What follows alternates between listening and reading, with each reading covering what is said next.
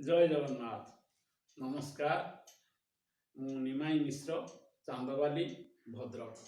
आज मोर कवितार शीर्षक है बंदनिया। कवितार शीर्षक बंदनिया। न अरी बोली नाम तार नारी, सृष्टिर अटे अग्रणी। आदि माता बोली विश्व विदिता, रूपे माता जाया भग्नी।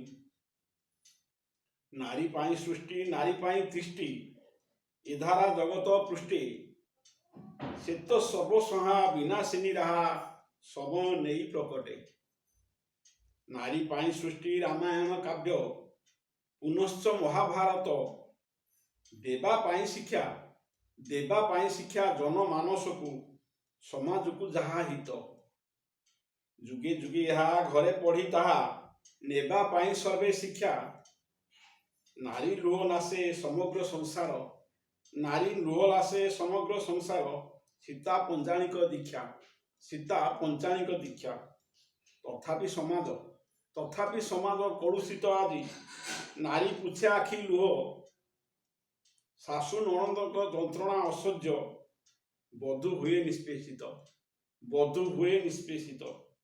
एकाकी रास्तारे चालिबाकू आदि अबला मणई भय।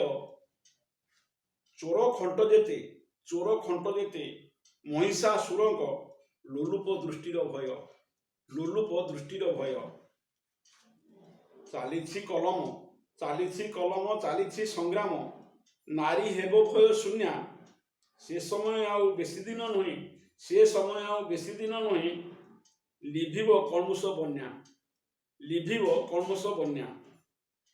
जेउ नारी अटे ममता माधुरी, जेउ नारी अटे ममता माधुरी। सेही धरे उग्र रूप, अस्त्र शस्त्र तार किछि लोड़ा नहीं। गर्जीव छांचुणी छाट, गर्जीव छांचुणी छाट। जय जगन्नाथ।